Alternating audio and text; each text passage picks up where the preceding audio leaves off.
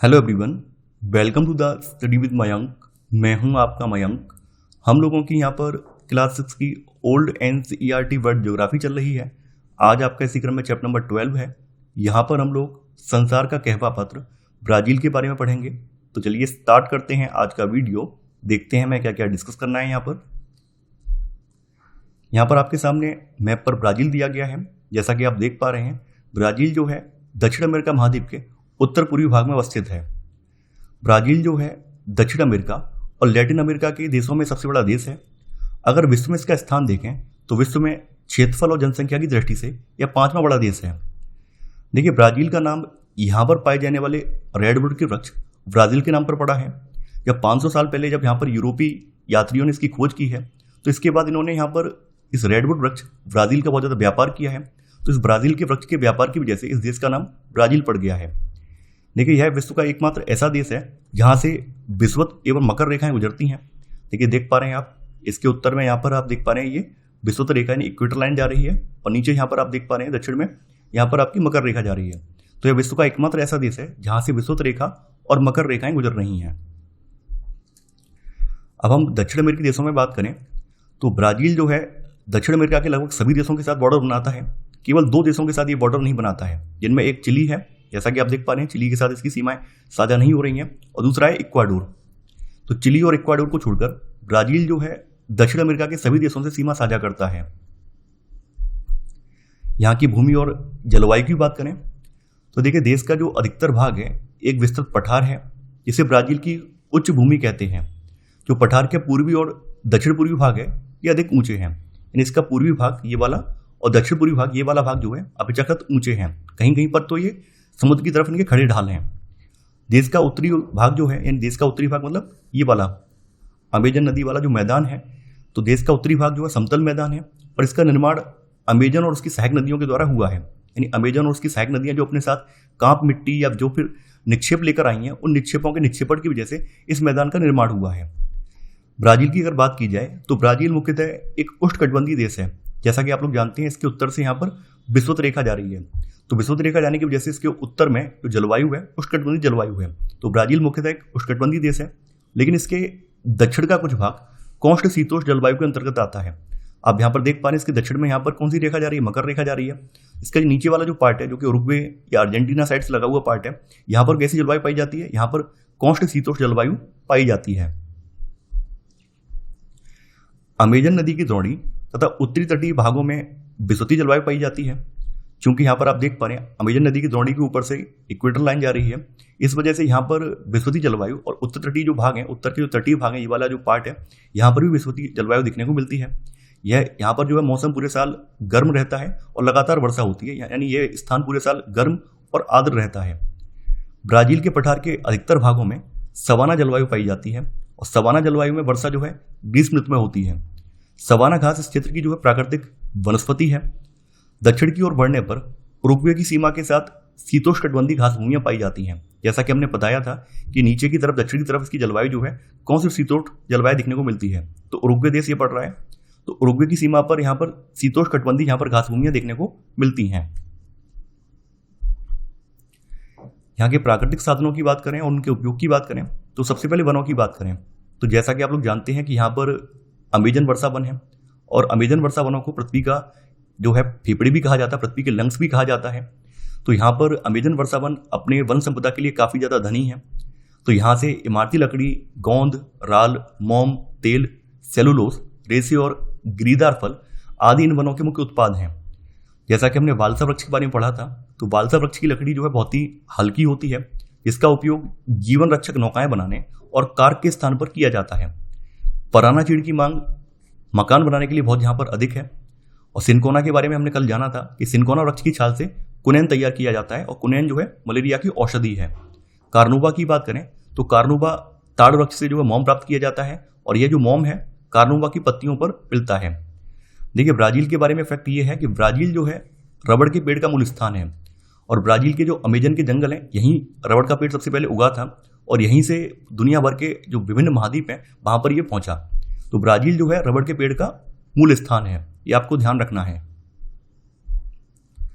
यहाँ पर पशुपालन की बात की जाए तो देखिए, घास भूमि और स्थायी चरागाह ब्राजील के लगभग 8वें भाग पर फैले हुए हैं। इसलिए यहाँ पर पशुपालन जो है यहाँ के लोगों का प्रमुख व्यवसाय है। यहाँ पर गाय, बैल, सुअर, भेड़, बकरियां और घोड़े पाले जाते हैं, जिनमें गाय बैलों की संख्या अधिक है। पशुओं को खास करके मांस, ऊन और खाल प्राप्त करने के लिए पाला जाता है, जैसा कि आप लोग जानते हैं। यहाँ की फसलों की बात करें तो देखिए, ब्राजील जो है एक कृषि प्रधान देश है। मक्का, चावल, लोबिया, कैसाव और आलू यहाँ की मुख्य खाद्य फसलें हैं। वहीं नकदी फसलों की बात करें तो कहवा, कपास, गन्ना, कोको और तंबाकू जो है यहाँ की मुख्य नकदी फसलें हैं। देखिए, ब्राजील जो है संसार में कहवे का सबसे बड़ा यानी कॉफी का सबसे बड़ा उत्पादक और निर्यातक देश है। ब्राजील में जो कहवे के वृक्षों का रोपण है बड़े बड़े खेतों में किया जाता है और इन्हें फजेंडा कहते हैं। देखिए, काफ़ी इंपॉर्टेंट है, कई बार पूछा गया है कि ब्राजील में कहवे के जो बड़े बड़े रोपण वाले खेत हैं उनको क्या कहा जाता है, उनको फजेंडा कहा जाता है।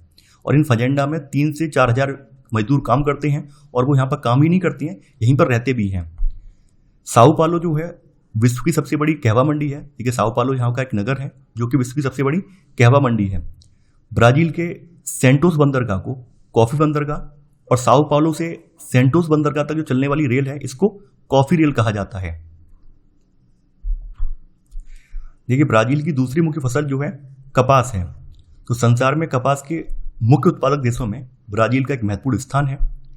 इसके अलावा ब्राजील के जो उत्तर पूर्वी भाग हैं, यानी ये जो रीजन है, इस साइड वाला रीजन है, तो ब्राजील के उत्तर पूर्वी भागों में गन्ने की खेती की जाती है।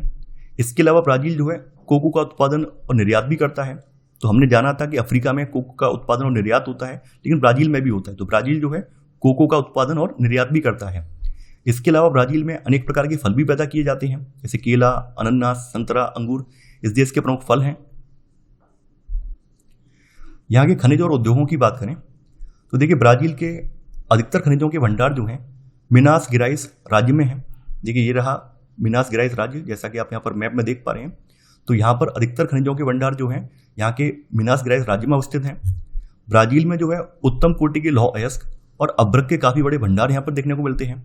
इस देश में मैग्नीज और स्फटिक क्रिस्टल भी भारी मात्रा में निकाले जाते हैं। ब्राजील जो है लौह अयस्क और मैग्नीज का निर्यात भी करता है। लेकिन यहाँ पर सबसे बड़ी कमी किसकी है? कोयले की है। ब्राजील में अच्छे किस्म के कोयले की बहुत ज़्यादा कमी है, इसलिए यहाँ पर लोहा और इस्पात उद्योग का विकास ज़्यादा नहीं हो पाया है। ब्राजील के जल संसाधनों की बात करें तो ब्राजील जल शक्ति के साधनों में खूब संपन्न है। इस देश की जो तीव्रगामी नदियां हैं ये पूर्व और दक्षिण की ओर बहती हैं, यानी पूर्व की साइड में और दक्षिण की साइड में ये नदियां बहती हैं। तो जब ये नदियां पठारों से नीचे उतरती हैं तो जलप्रपात बनाती हैं। तो जलप्रपात बनाने की वजह से ये नदियां बिजली उत्पन्न करने के लिए अनुकूल हैं। तो ये नदियां जो हैं बड़े पैमाने पर जल विद्युत उत्पादन में सहायक हुई हैं। ब्राजील के अधिकतर उद्योग यहाँ के कच्चे माल और जल विद्युत की प्रचुर मात्रा पर आधारित हैं। उद्योगों की बात की जाए तो यहाँ पर उद्योगों में वस्त्र उद्योग काफ़ी फेमस है और इस उद्योग में ऊन और कपास काटना और बुनना ये शामिल है। यहाँ के औद्योगिक केंद्रों की बात की जाए तो Sao Paulo, Rio de Janeiro, Belo Horizonte और सेंटोस यहाँ के प्रमुख औद्योगिक केंद्र हैं। ब्राजीलिया जो है इस देश की राजधानी है, यानी ब्राजीलिया ये जो है इस देश की राजधानी है। ब्राजील की जनसंख्या की बात की जाए तो यहाँ की कुल जनसंख्या वर्तमान में 21 करोड़ 76 लाख है। अधिकतर लोग जो हैं यहाँ पर अटलांटिक महासागर के जो तटीय प्रदेश हैं इनमें रहते हैं, यानी कि अटलांटिक महासागर का जो तटीय प्रदेश है, जो कोस्टल लाइन है, इस साइड में लोगों की जनसंख्या ज़्यादा है। अमेजन के निम्न भूमि प्रदेश में जनसंख्या बहुत ही विरल है, यानी जो अमेजन वाला रीजन है, ये वाला जो रीजन है, यहाँ पर जनसंख्या बहुत ही ज़्यादा विरल है। बहुत ही कम लोग रहते हैं, केवल कुछ जनजातियाँ यहाँ पर निवास करती हैं। यहाँ के व्यापार और यातायात की बात कर लेते हैं तो ब्राजील जो है अपनी अर्थव्यवस्था के लिए बहुत हद तक दूसरे देशों के साथ व्यापार करने पर निर्भर है। वर्षों तक ब्राजील के निर्यात में कहवे का प्रमुख स्थान रहा है और निर्यात में दूसरा स्थान कपास का है। इसके अलावा जो है ब्राजील जो है कोको, लौह अयस्क, लकड़ी, सीसल और चीनी का भी निर्यात यहाँ पर करता है। ब्राजील मुख्यतः निर्मित वस्तुओं का आयात करता है, जिनमें मशीनी उपकरण और अन्य उपस्कर यानी अन्य जो सामान है वो शामिल हैं। कोयला, पेट्रोलियम, रसायन, गेहूं और गेहूं के आयात के अन्य सामान ये अन्य देशों से आयात किए जाते हैं। तो ये था हमारा आज का वीडियो। आई होप आपको आज का वीडियो पसंद आया होगा। आप लोग इस वीडियो को लाइक और शेयर करना बिल्कुल मत भूलिए। तो चलिए आज के लिए इतना ही। Thanks for watching. जय हिंद।